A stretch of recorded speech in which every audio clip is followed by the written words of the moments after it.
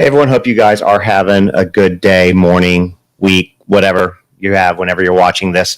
So I'm going to let you guys in on a little bit of news before we start this, because the last episode I did here was about a week ago. It was on the 1st. And on that episode, I said my goal for July is to do a video every single, at least every single weekday, here on YouTube for y'all.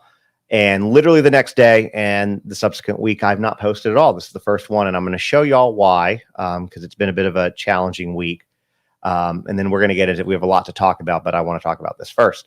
So this right here was my dog, Zoe, and we've had Zoe since she was a puppy. She's 6 months. Since she was 6 months old. We rescued her from a situation that was really bad.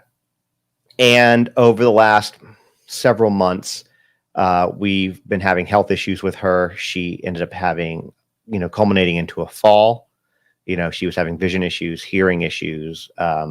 We got cataract surgery for her. That was better for a while.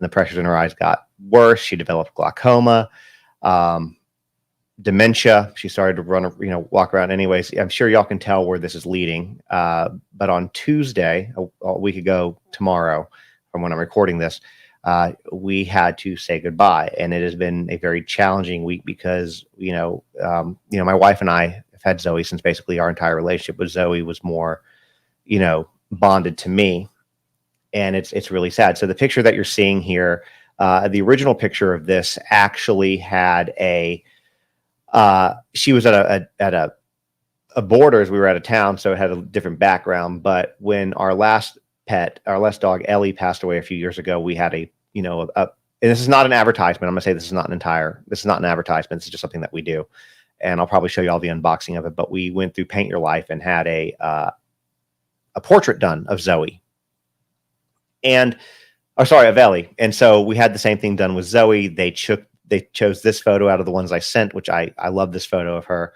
and they took the background and made it green grass. So we will be getting this hopefully Thursday, I think, is when it'll be coming in, which will be the day after I pick up her ashes, which is going to be probably Wednesday. So I just want to kind of share with y'all what's going on.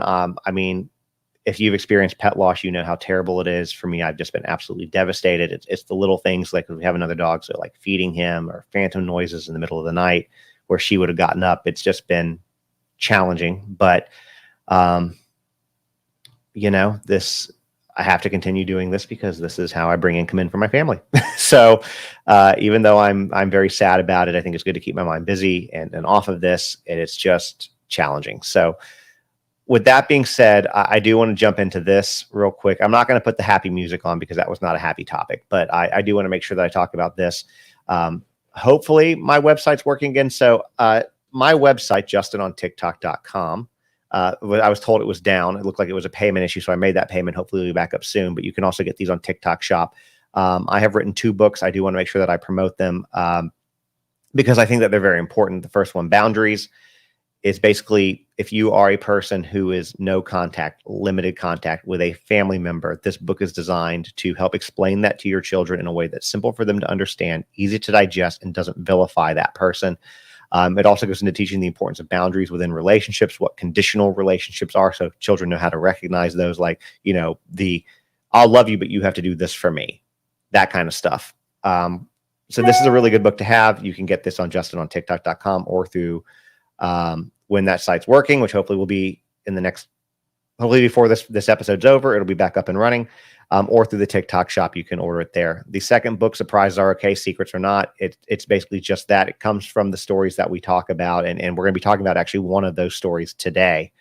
But basically it goes forth teaching kids that they should not be keeping secrets, especially adults should not be asking them to keep secrets. And if they see something, basically to say something to a trusted adult. If you see a friend or somebody struggling that might need help, that might be having bad thoughts, this helps teach those kids to recognize that and tell a trusted grown-up. So again, I think that despite the fact that I wrote it, so obviously I'm biased, I think that every single person, if you have kids, should have this book in your arsenal as a parent. There are 2 bundles available too, and then we're going to get into it. There are 2 bundles available for this book. There's a hardcover bundle They all come signed, by the way. And there's a soft cover bundle, which I actually just created right before, like last week and the only place I've advertised it was on the new, the last YouTube show, which has been a week, but you can get a soft cover bundle now. The savings isn't as big as the hardcover bundle because the margins are thinner, just being transparent with y'all, but it's there. So just so you're aware.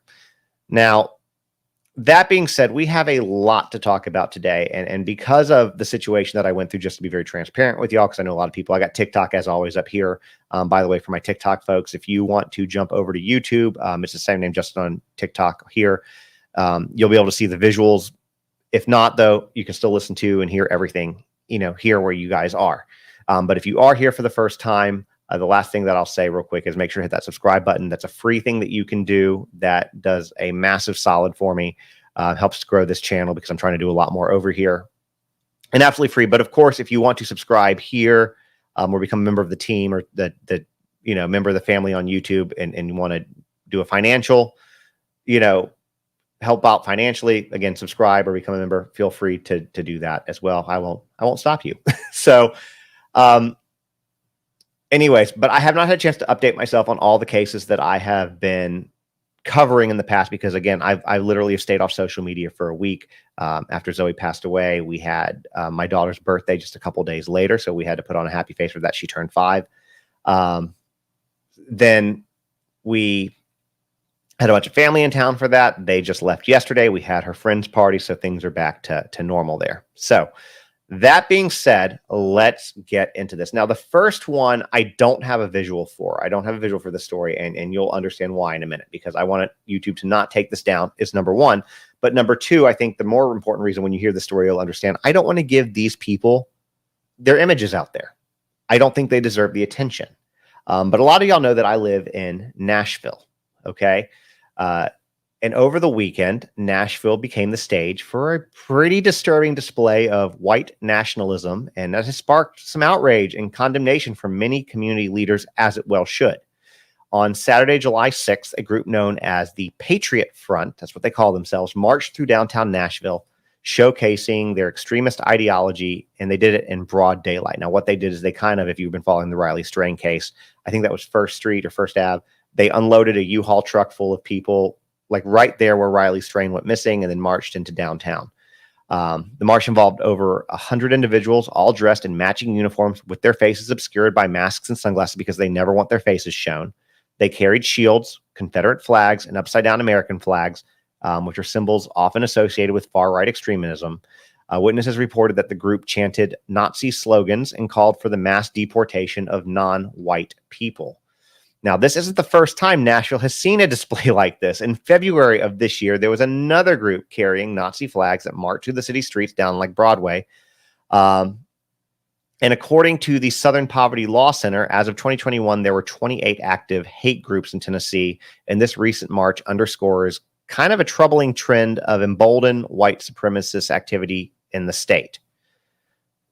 Now, the reaction from local leaders has been pretty swift and unequivocal. Nashville Mayor Freddie O'Connell issued a statement condemning the march, saying just because someone is exercising their First Amendment rights does not mean we have to accept someone shamelessly identifying as a Nazi as just another American. And he says in Nashville, we won't. Then Vice Mayor Angie Henderson also spoke against the demonstration. The Jewish Federation of Greater Nashville condemned the march, stating that they are in contact with local law enforcement, advocating for the perpetrators to be held accountable. They also called on city and state elected officials to enforce existing laws to ensure the safety of all Nashville citizens. Now, other organizations, there we go, including the NAACP's Nashville branch, also spoke out. Jonathan Wilson, who's the president of the Nashville branch NAACP, stated that we collectively refuse to allow these acts to be normalized. These actors of ancestral amnesia, which I actually kind of love that term, ancestral amnesia, are seeking attention while hiding behind the masks of oppression and shame. Now, here's something that's important to note. Not all state leaders have publicly addressed this incident. As of Sunday morning, actually, I said as of Sunday morning, but actually as of even today, Monday afternoon as I record this, our Governor Bill Lee, had not released a statement condemning it. U.S. Senators Bill Hagerty and Marsha Blackburn, as well as Nashville's 3 congressmen, have also been completely silent on this issue. The lack of response from some of these key leaders has not gone unnoticed and has drawn criticism from those calling for a universal condemnation of such displays of hate. Now, the reason this march ended, it was when a group was challenged by counter protesters. According to the Nashville PD, some persons on Broadway challenged the group, most of whom wore face coverings. The group headed to a U-Haul box truck, got in, and departed Davidson County. That was according to Metro Nashville PD. Now, this suggests that the demonstrators may have been out of town, coming to Nashville specifically to stage this march. Now, the First Amendment protects freedom of speech and assembly, obviously, and many argue that there's a line between protected speech and intimidation. The mayor stated that law enforcement was engaged throughout the march and that there were no incidents involving direct threats to anyone's physical safety. However, he did add that the city is exploring how we can thoroughly address unlawful activity of the group and prevent it in the future. Now, this incident is raising important questions on how communities should respond to such displays of hate and intolerance. While the right to free speech is fundamental to our democracy, so is the right of all citizens to feel safe and respected within their communities. So, as we continue to grapple with a lot of these issues, it's very clear that my city, Nashville, like so many other cities across America, is at a crossroads.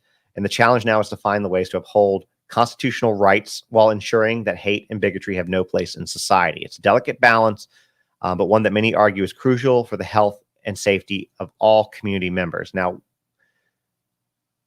these events serve as a stark reminder of the ongoing struggle against extremism, hate in our society, and they challenge us to reflect on our values, our laws, and how we see, as a community, how we respond to those that seek to spread division and intolerance. So I wanted to bring that up because it's important. I don't want to show these people's photos or anything like that. I don't think that it's deserved. But it's happening, and it's happening more. And the fact that it's happened, February, March, April, May, June, July, in 5 months, twice in Nashville is kind of concerning to me, at least. Now,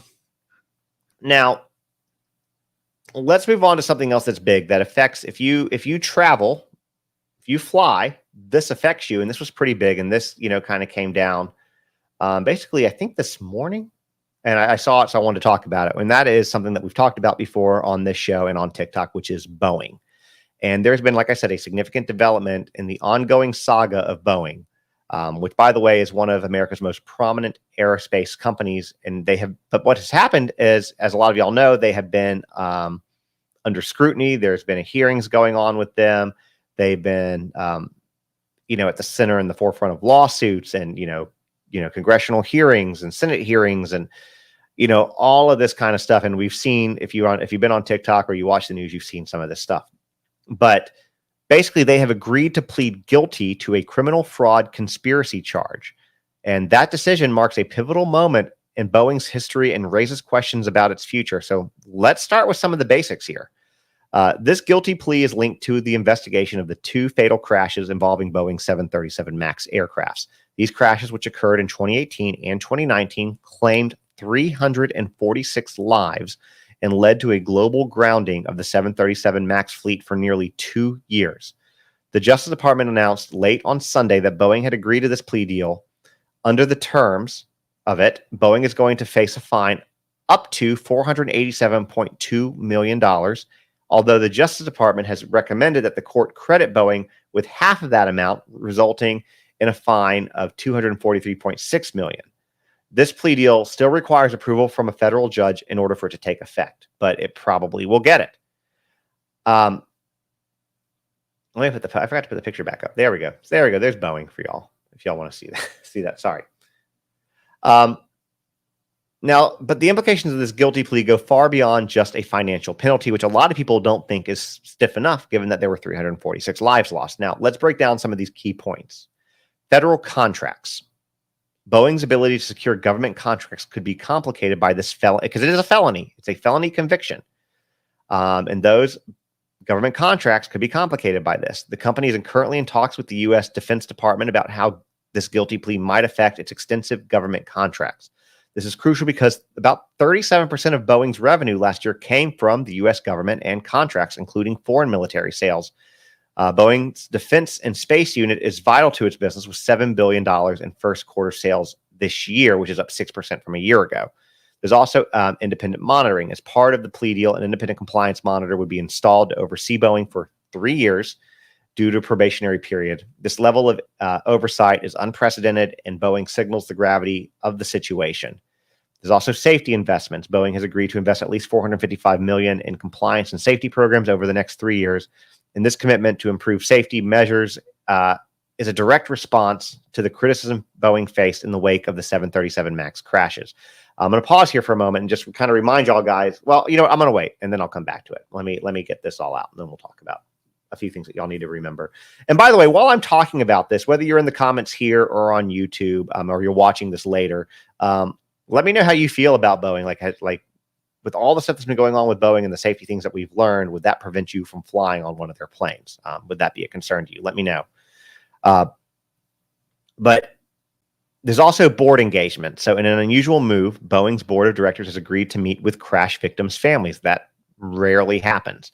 This personal engagement at such a high level of the company underscores the importance of human impact in this case. Now, whether this is a publicity stunt or them actually caring, that is for y'all to decide. It's also important to note that this plea deal doesn't preclude any action against individual executives or against the company for conduct that occurred after the 2018 and 2019 crashes. The door remains open for further legal action. So let's consider the broader context and implications of this development, okay? So first, this guilty plea brands Boeing as a felon, a significant blow to the company's reputation, which was once known for the quality and safety of its commercial planes. Beyond the fatal crashes of the 737 MAXs, Boeing has faced a series of questions about safety and quality of its planes. Just this past January, a door plug on a 737 MAX flown by Alaska Airlines blew out early in a flight, leaving a gaping hole in the side of the jet and further damaging Boeing's reputation. Second, this plea deal has sparked criticism from various quarters.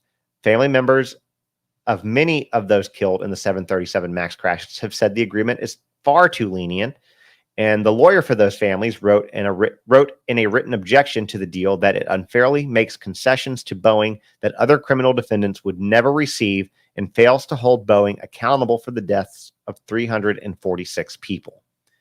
Third, the situation raises questions about Boeing's status as a company that might be considered too big to fail. Boeing is one of the largest and most important companies in the United States. It's one of the world's two main manufacturers of large commercial jets and ranks among the top 5 U.S. defense contractors. It employs more than 170,000 people globally, including 150,000 in the U.S. It's also generated revenues of nearly $78 billion last year, and its contributions to the U.S. economy are substantial, and it remains the nation's largest exporter. This economic importance likely played a role in the Justice Department's decision-making process, and the challenge for regulators and prosecutors to balance the need for accountability with the potential economic consequence of severely punishing such a large and integral company. Now, fourth, this situation comes at a critical time for Boeing. The company has been trying to turn a corner for years after crises related to the 737 MAX and other quality control issues. It's in the process of selecting a new CEO and is looking to acquire, which we'll talk about that CEO in a second, and is looking to acquire its fuselage maker, Spirit AeroSystems. This guilty plea and associated penalties just add another layer of complexity to these efforts. Now, fifth, and I think the last one, I think it's fifth, yes. The market reaction to this news has been notable. Boeing stock went up 3.4% in the morning trading on Monday, today, or yesterday, sorry, it's Tuesday, right? Yeah. No, it's today, Monday. Sorry, I don't even know what day of the week it is. Suggesting that investors view this plea deal as a positive development possibly because it provides some certainty and closure to a long-running issue. It makes them more confident. Now, what I want to talk about, this obviously represents a significant milestone for Boeing and the future of Boeing. It's clear that the company still faces a bunch of challenges because there's been a lot of stuff after those two crashes. And the coming months and years are going to be crucial as Boeing works to improve safety measures and implement the required changes, rebuild trust of the American public and public worldwide, as well as navigate the complex landscape of government contracting and global aerospace competition. But what I do want to remind people is that during this trial, 2 whistleblowers ended up dead. The CEO sat there basically being just an absolute jackwang, is what I'll say. So I don't really feel too bad about Boeing from that regard. The too big to fail, I think I kind of understand to a degree, but I do feel personally, I don't normally get into personal stuff, but personally, I'm going to say I feel like the fine is too lenient. That's not going to be enough for the family. I will hope that there will be some more civil suits that are filed against them from that. So it's very strange, but I think that the decision is made because they are such a big company, such a huge, such an important factor in the American economy. government contracting, et cetera, et cetera, et cetera. So they're not going to let, I mean, I just think that that's, it is what it is on that. Now let's talk about Diddy. I'm going to switch gears and we're going to talk about Diddy. So Diddy is one of those figures that I will, for the most part, always talk about when something comes up, because it is my personal belief. This is not based in any fact. It's all alleged. It's speculation. I'm saying that because it's important because I don't want to get sued. But it's my opinion that Diddy is responsible for Tupac's murder. Possibly Biggie's. Again, speculation. There's no proof to that at this point in time. But because of that, and my belief on that, I will always cover anything that involves with Diddy, because he's got a long-standing reputation. And there is some notable stuff to talk about. If a lot of y'all, well, let's just get into it. Let's just dive into these latest developments around Sean Diddy Combs, who is one of the most influential figures in the music industry. He is a rapper, producer, and entrepreneur. And as a lot of y'all know, he has been, well, his homes were raided, but he's at the center of a federal criminal investigation in New York, marking a significant escalation in the legal troubles that have been mounting against him in recent months. So let's break down what we know so far. According to reports from Deadline and NBC and several others, a federal grand jury in the Southern District of New York is currently, right now, hearing evidence related to an investigation involving Combs. While the exact nature of this investigation has not been publicly disclosed, it's important to note that this comes on the heels of multiple lawsuits and allegations against Diddy over the past 7 months. Now, one thing that I want to talk about before I go further on this is the Southern District of New York, because if you have been in here, heard me talk about Diddy in the past, you've probably heard me talk about the Southern District of New York. The Southern District of New York has a 95% conviction rate, meaning that if they choose to go after you, you are probably going down. I believe that they also handle cases don't quote me on this, but I believe that they also handle cases for the World Trade Center, and I'm pretty positive for the Titanic. So this is an era, this is a group that handles big, high-profile cases, then they come out of there. And typically, if they've got their sights set on you, you're going to very likely go down for something. So now, again, like I said, this is coming on the heels of multiple lawsuits and multiple allegations against Diddy over the past several months. The most recent lawsuit, though, was filed this past weekend on July 4th, 2024. This is the most recent ones. And this comes from Adria English, who is a former adult film star.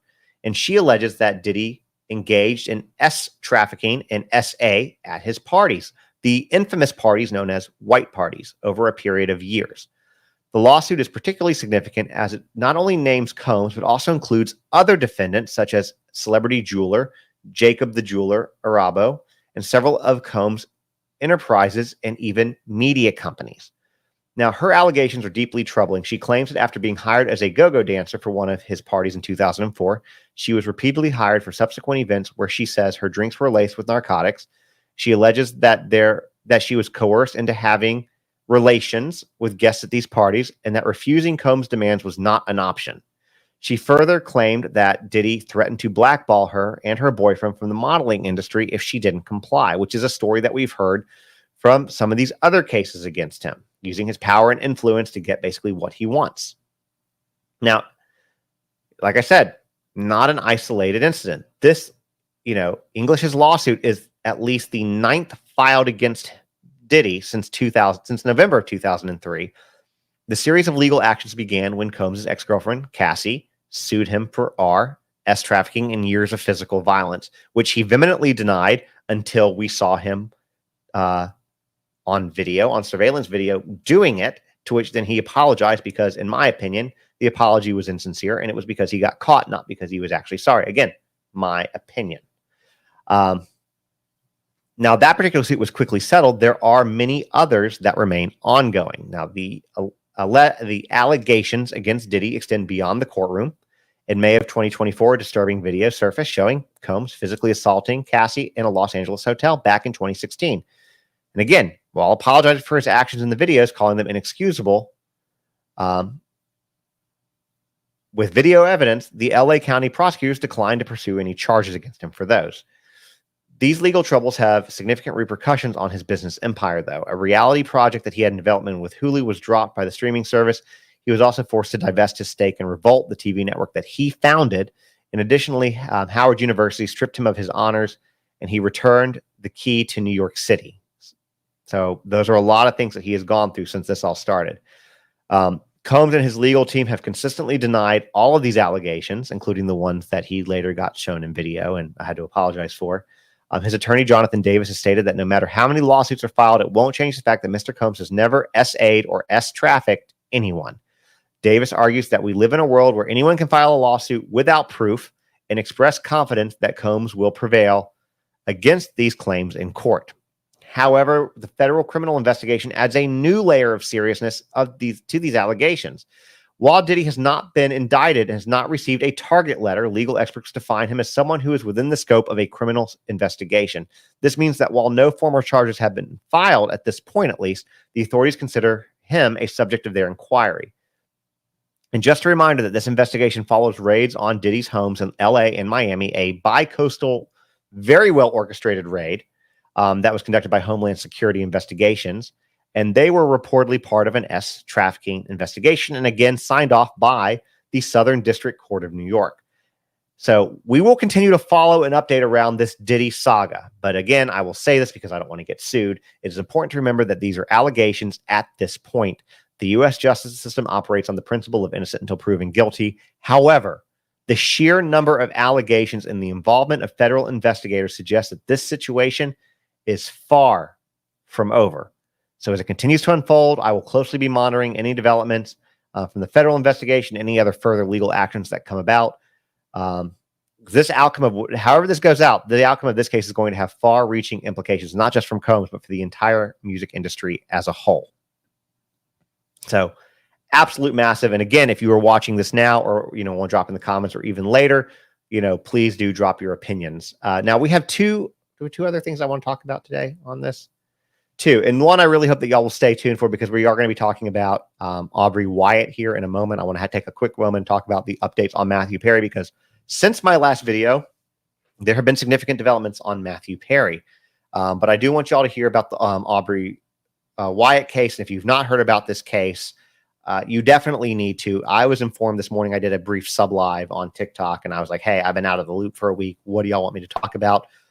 And Aubrey's name came up at least a dozen times by different people throughout that live. So we're going to talk about her, and it's a story that after reading was very close to my heart. But let's talk about Matthew Perry first, okay? Because this is important too, because we have more updates. As y'all know, there's an ongoing investigation into Matthew Perry's incredibly tragic death, and it's taken a startling turn. Just a quick reminder, though, for those of y'all who aren't aware, if you're watching this for the first time, Matthew Perry, one of the stars of Friends, passed away on October 28th, 2023 at the age of 54. Initially, it was ruled as an accident. The case has now evolved into a complex investigation that could potentially expose basically a dark underbelly of Hollywood's party favor, as we'll call it, culture. Y'all know what party favors are. So let's start with the basics. Matthew Perry was found unresponsive in the jacuzzi of his Pacific Palisades home in LA. The autopsy revealed that he died due to the acute effects of ketamine. This finding was particularly alarming because while Perry had been undergoing ketamine infusion therapy for depression, his last known session was a week and a half before his death, too long ago to account for the high levels that were actually found in his system. Now, here's where things are going to start to get interesting. The LAPD, working in conjunction with the U.S. DEA, with the DEA basically, and the U.S. Postal Inspection Service is reportedly, which I find very interesting, is reportedly preparing for a press conference. Okay, so when we talked about this last time, we knew that there was investigation, but now we have word and confirmation that they are preparing for a press conference. They have not released when that press conference is going to be, but you can bet your butt that when it's here, I will be letting y'all know, and we will be talking about it 100%, because I think this is going to have some pretty big implications. According to page 6, this press conference could announce charges, potentially including involuntary manslaughter. The investigation has apparently uncovered a web of connections that might shed light on how Matthew Perry obtained the ketamine that led to his death. Two names have surfaced in connection to the case. First is Brooke Mueller, who I spoke about back on the first, the ex-wife of actor Charlie Sheen. She's been questioned by police about her friendship with Matthew Perry. Now, it's important to note that Mueller has not been accused of any wrongdoing, but sources close to Mueller claim that she is adamant that she had nothing to do with Matthew Perry's death. Second, and perhaps even more intriguing, is a currently unnamed actress described as a B-list star who was reportedly very close to Perry for many years. This actress even has appeared on screen with Perry at some point. What's particularly interesting is that there's allegedly a photo of Perry and this actress together at the office of a doctor known to prescribe ketamine. Law enforcement is said to be particularly interested in this actress's cell phone. A source told In Touch magazine that they are 100% sure the feds will find text messages between the two that will expose a lot of information that could help their investigation. Now, this suggests that there might be digital evidence of discussion about party favor procurement or use. Former CIA and FBI Special Agent Tracy Walder has provided some insight into what kind of charges might be on the table. Okay. She explained that there's been a significant increase in party favor rings using mail fraud to send prescription meds, which is a federal offense, by the way. The same former CIA FBI special agent also suggests involuntary manslaughter charges could be possible, which could lead up to 5 years in prison. However, she notes that murder charges are unlikely since Perry took the ketamine himself. The investigation is also shedding light on the broader issue of prescription drug abuse in Hollywood. A source close to Perry revealed that when he started using ketamine, Perry had said that this is fantastic. The source also added that he wanted to go into business with some guy, and obviously this guy was giving him as much as he wanted, but you can't do that with an addict, so it was terrible. This case brings attention to what some call Dr. Feelgoods in LA, which are medical professionals who allegedly will administer narcotics to known addicts. It's a practice that's been whispered about in Hollywood circles for years, but Matthew Perry's death might be the catalyst for bringing it into the spotlight. We're talking about it here now, so there is your first glimpse into it. At the time of his death, Perry reportedly had a live-in nursing team, an executive assistant named Kinney Iwamasa, who was thought to have found him, and a security team. He had also previously employed a sober coach, Morgan Moses, although she had quit in March 22 after an alleged altercation. Now, as a lot of y'all are very well aware, Matthew Perry had been open about his struggles with addiction. He told the New York Times that he had spent about $9 million on his recovery attempts, including 15 stints in rehab. And this long battle with addiction makes the circumstances of his death all the more tragic. The investigation is ongoing. It's clear that the authorities are casting a wider net. They've seized an iPhone and a laptop from Brooke Mueller, and they're likely to be looking at the communications from multiple sources. This case has the potential to expose not only the circumstances surrounding Perry's death, but also the larger issue of, again, party favor procurement and distribution among Hollywood's elite. It raises questions about the responsibility of those who might have enabled Perry's usage, even if they didn't directly provide the substances that led to his death. So there's more to come for this, for sure. We will be talking about it. I would expect probably a press conference, if not this week, possibly even next. So definitely stay tuned for that. Now, here's the next thing that I want to talk about.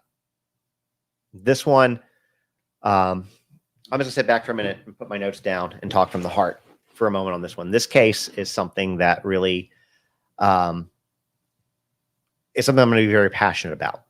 So again, due to Zoe's death, I took the last week off on social media, and I came back on today, and this was one of the cases that y'all brought to my attention. It is very rare for a case to be brought to my attention within a few hours to have me talk about it.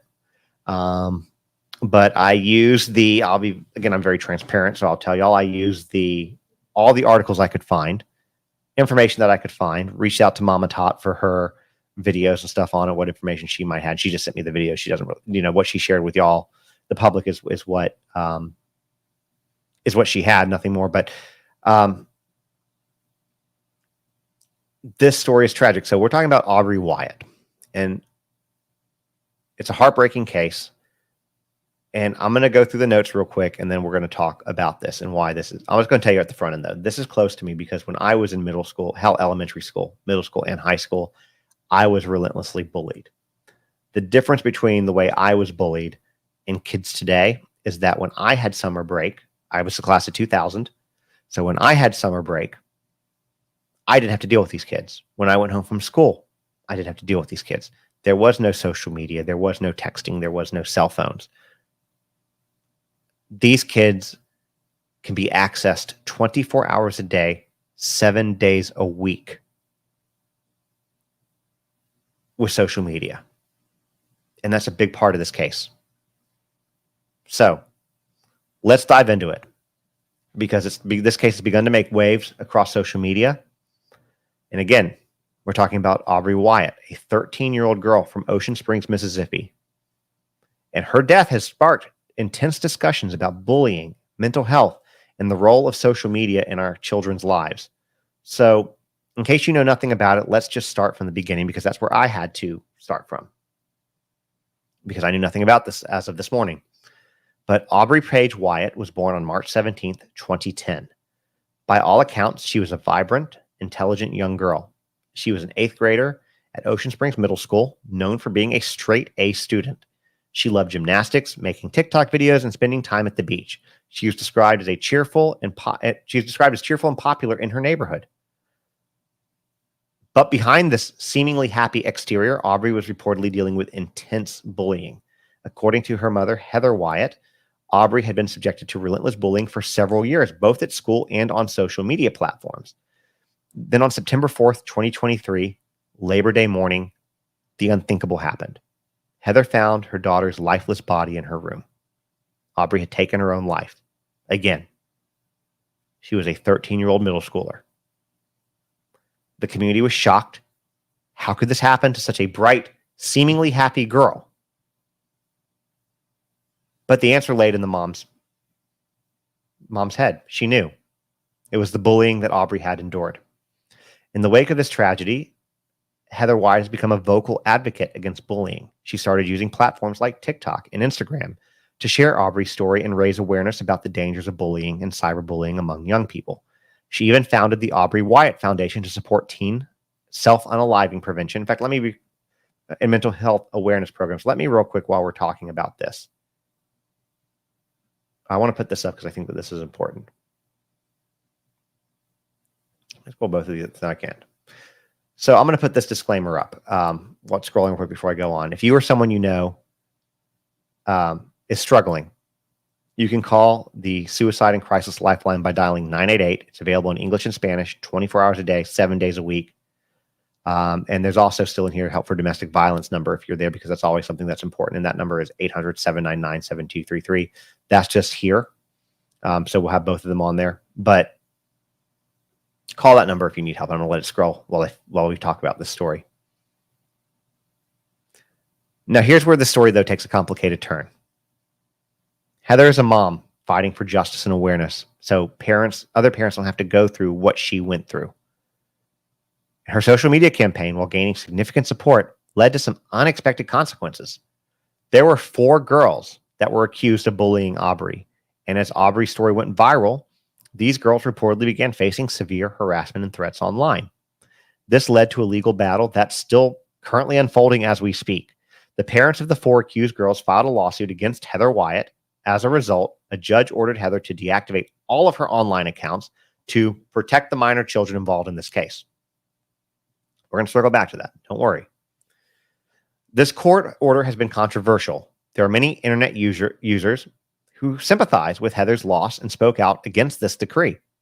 A petition was even started on change.org to help Heather get her social media back and continue sharing Aubrey's story.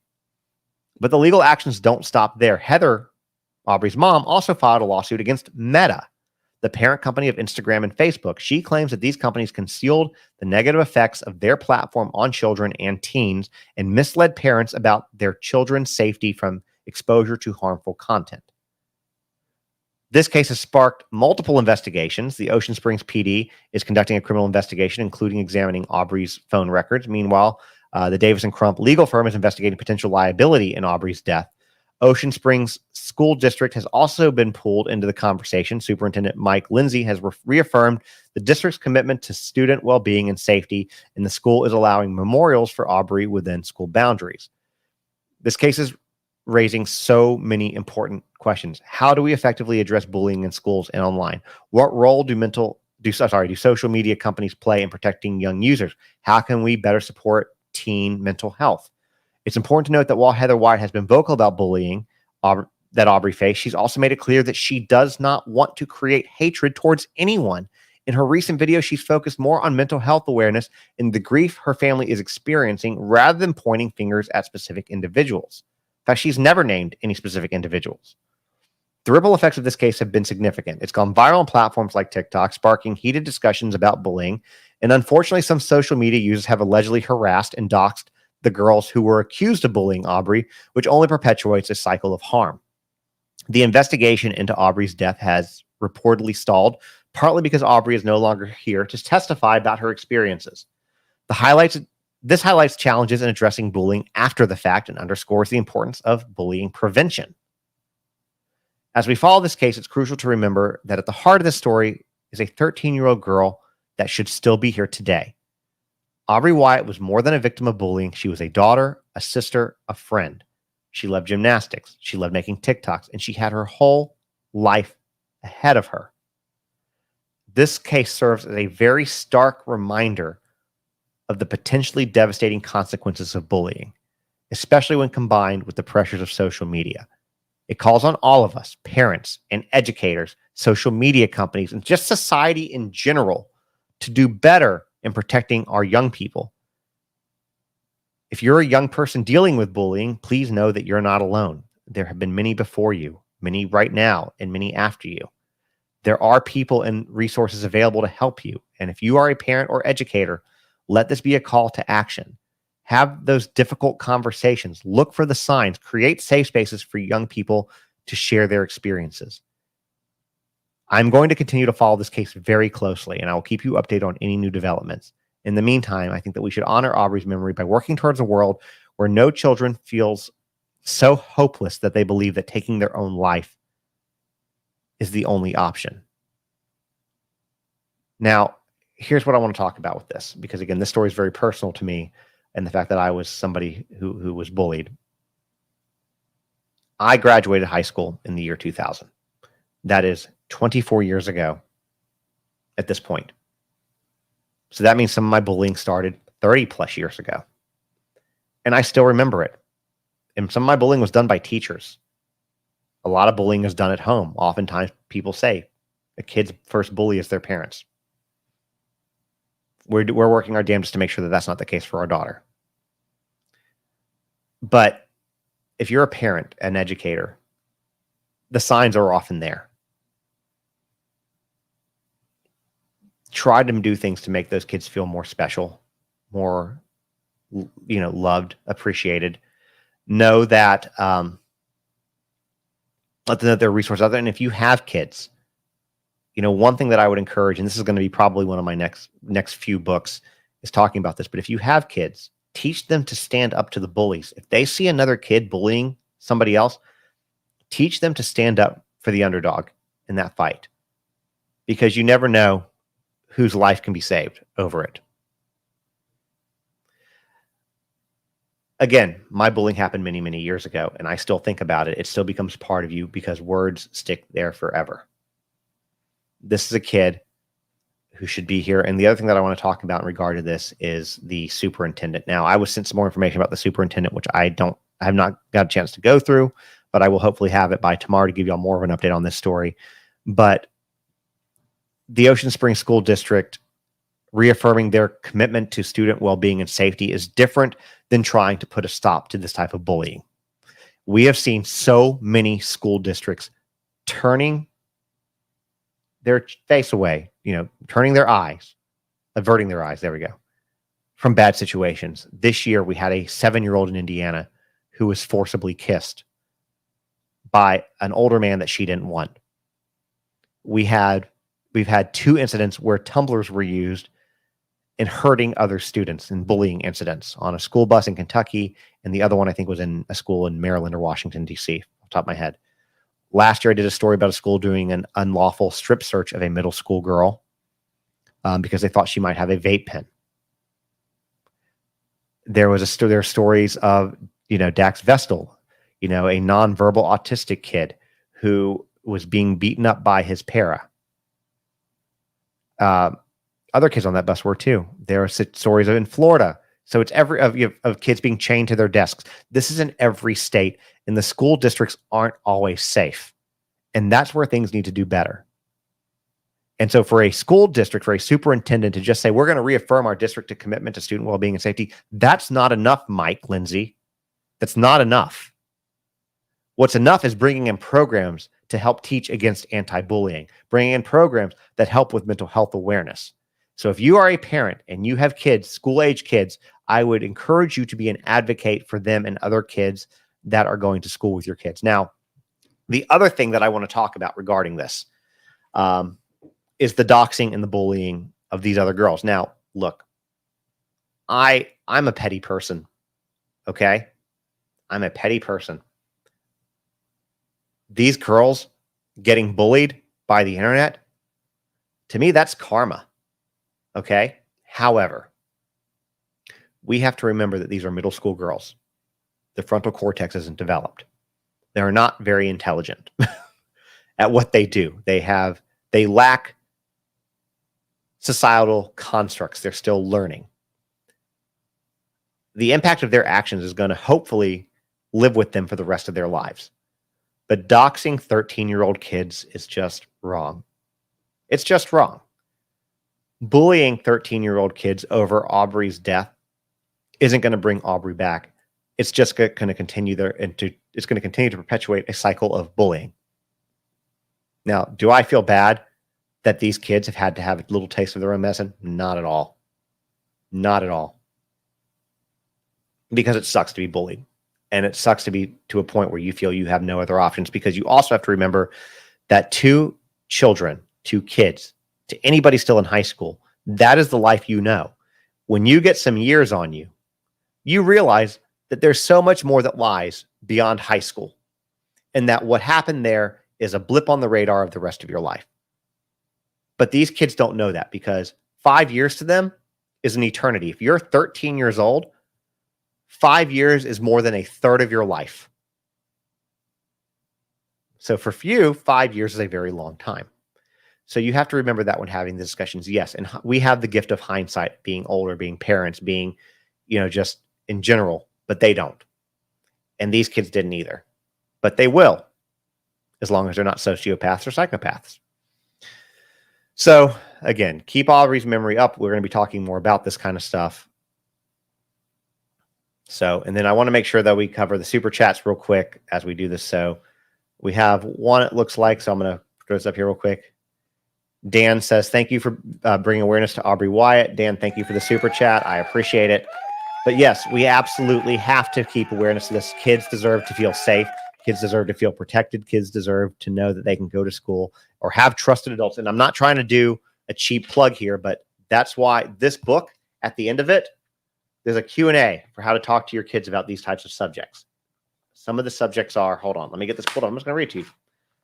The last Q&A, I can get to it, I promise. The last page is on this book when you read it. There are no pictures. It says, can you think of some things that you should tell a trusted grown-up, even if someone asked you to keep it secret? The second one, if you see someone being mean to others, like bullying. Another one that's on here is if you or a friend ever feel really sad or upset and don't know what to do. If you're worried about a friend or a family member and think they might need help. Those are some of the talking points that are in this book. So again, you can purchase that through justontiktok.com, which is hopefully back up and running, or through the TikTok shop. Anyways, that's what I have today. So a lot of these videos, I'll try to do shorter ones on TikTok, so y'all can have this. Got to get back into the scheme of things with this. But this is a sad case, y'all. Tomorrow, I will hope to give you guys some Micah Miller updates or JP Miller updates. There's also, some other fun stuff that we're going to talk about. I'll leave it at that for the moment in case I decide to change my mind. But one last thing I want to say, and I probably should have addressed this at the beginning, about an hour before I got on this stream, I went to the Find Caleb Harris group, and somebody about 24 hours ago stated that they had watched me on YouTube and said that for one of my last cases, the one with Caleb Harris, that I dropped a bombshell, that I basically said that the remains were Caleb Harris's body and some other information that people didn't know. I did confirm some information that other people didn't necessarily know, but I never confirmed, I want to say this publicly, that I never confirmed that the remains that were found are Caleb's. We don't know that at this point. We were told there'd be 6 weeks remaining. At this point, there's probably 5 weeks remaining. What I did say, I believe, is that I would be surprised if the remains turn out to not be Caleb. I believe that they will turn out to be Caleb, but at this point in time, it's just a belief. It's just speculation. We won't know until the DNA results come back and we're told. So I just want to make sure that I clarify that real quick. Janelle, I want to give you the super chat here as well. I want to thank you for that as well. Thank you guys for supporting the content, supporting me as a creator. I definitely appreciate it. But that's what I got today. So I will be back tomorrow. I'm going to try to reignite my goal that I had at the first of this month, where I will try to do one of these shows on YouTube every day. So if you are here for the first time, hit that subscribe button. Again, if you're, on TikTok, hit the follow button, but on YouTube, subscribe. It's the same as a follow, just so y'all know. Really helps, and it's a free thing that you can do. Same thing on TikTok. It's a free thing that I'm looking at y'all now. It's a free thing that y'all can do. Hit the follow button if you don't already. Costs you nothing to do, but is a great support for my channel. So please do that if you don't mind. Anyways, I will see you guys tomorrow. I hope y'all have a great rest of your afternoon, and we'll see you guys soon. Bye, everyone.